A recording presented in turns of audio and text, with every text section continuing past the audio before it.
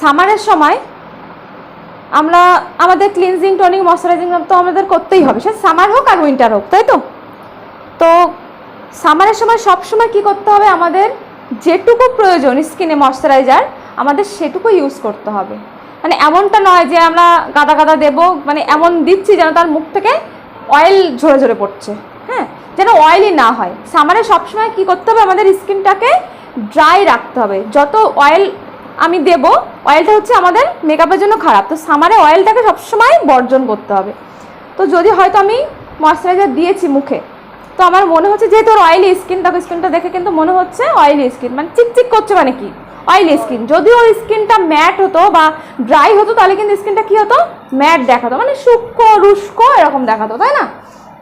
তো ওর স্কিনটা এমনিতেই অয়েলি, তো ময়শ্চারাইজার আমি দিয়েছি, দেখো চিকচিক করছে, গ্লো করছে। তো সবসময় ময়শ্চারাইজার অয়েলি স্কিনে বুঝে শুনে, মানে নির্দিষ্ট একটা মাপে দিতে হবে, যেটুকু আমার প্রয়োজন সেটুকুই দিতে হবে।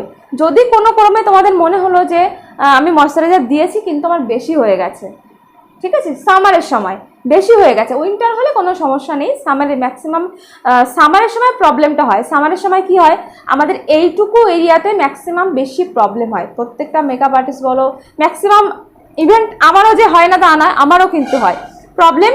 এইটা আমাদের সবসময়ের জন্য এটা হচ্ছে আমাদের প্রবলেমেটিক এরিয়া সামারে। এই জায়গাটা থেকে মেকআপ উঠে আসে, মেকআপ ব্লেন্ড হতে চায় না, ঠিক আছে, এইটুকু জায়গা। তো সবসময় এইটুকু জায়গায় চেষ্টা করবে কম প্রোডাক্ট ইউজ করার। ময়শ্চারাইজার একদম লাইট পরিমাণে, যখন প্রাইমার দেবে সেটাও লাইট পরিমাণে, কারণ এইটুকু জায়গা থেকেই আমাদের সামারে প্রবলেম হয়। কারণ ঘাম হয় কি আমাদের এইটুকু জায়গা কিন্তু বেশি, ফুল ফেসে কিন্তু খুব একটা ঘাম হয় না, তাই না। তো ঘাম হয় ম্যাক্সিমাম আমাদের এইটুকু জায়গা।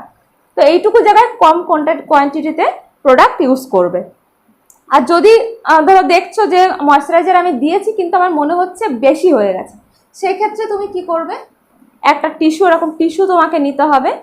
টিস্যু নিয়ে এক্সট্রা প্রোডাক্টটা এরকম সোপ করে করে তুলে দিতে হবে। এমনভাবে না যে না যেমন আমি ক্লিন করেছি সেরকমভাবে তুলবো, সেরকমভাবে কিন্তু আমি তুলবো না। কীভাবে তুলতে হবে, জাস্ট এরকম সোপ সোপ করে করে তুলতে হবে। এরকম দেখো এই জায়গাটা ড্রাই হয়ে গেছে, দেখেছো চিকচিক করছিল না আগে, দেখো এখন একটু ড্রাই লাগছে, তাই না।